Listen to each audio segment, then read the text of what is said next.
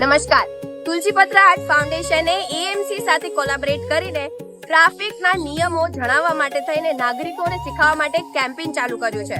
Solid waste management અને traffic rules એ બંને સમજાવવા માટે થઈને તુલસીપત્ર આર્ટ ફાઉન્ડેશનની ટીમ બહુ સારી રીતે ઓન ગ્રાઉન્ડ આવીને લોકોને સમજાવે છે અલગ અલગ રીતે કે કયો વેસ્ટ કયા ડબ્બામાં નાખવો જોઈએ અને ટ્રાફિક રૂલ્સના શું નિયમો હોય છે. તે માટે તુલસીપત્રએ એએમસી સાથે કોલેબોરેટ કર્યું છે.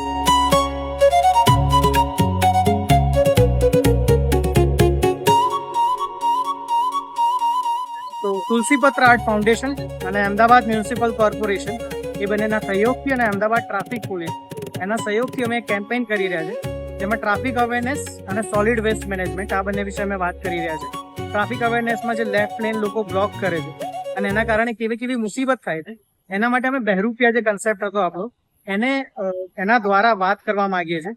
જે લોકો પણ આ નિયમનો ભંગ કરે છે એમની સાથે જઈને કલાકારો અલગ અલગ વેશભૂષા ધારણ કરીને એમની સાથે વાતો કરે છે અને એમને સમજાવે છે કે કઈ રીતે એ લોકો નિયમનો ભંગ કરે છે અને કઈ રીતે એ વસ્તુ જો સારી રીતે એ લોકો રૂલ્સ ફોલો કરશે તો વધારે આપણે સારી રીતે જે વ્યવસ્થા છે એને જાળવી શકીએ. સાથે જે ભરતનાટ્યમ ડાન્સર્સ છે એ લોકો પોતાના અભિનય મુદ્રા દ્વારા કયો કચરો કઈ રીતે બાયફર્ગેટ કરવો, જેમ કે ભીનો કચરો, સૂકો કચરો, મેડિકલ વેસ્ટ અને ઈ વેસ્ટ, તો આને કઈ રીતે અલગ અલગ રીતે સેગ્રીગેટ કરી શકાય એ પોતાની મુદ્રાઓ દ્વારા જણાવે છે, જેથી કરીને આપણે અવેરનેસ ક્રિએટ કરી શકીએ કે જે સોલિડ વેસ્ટ છે એને સારી રીતે મેનેજ કરી શકીએ અને સારી રીતે આપણે એ વેસ્ટ કંટ્રોલ કરીશું. Thank you.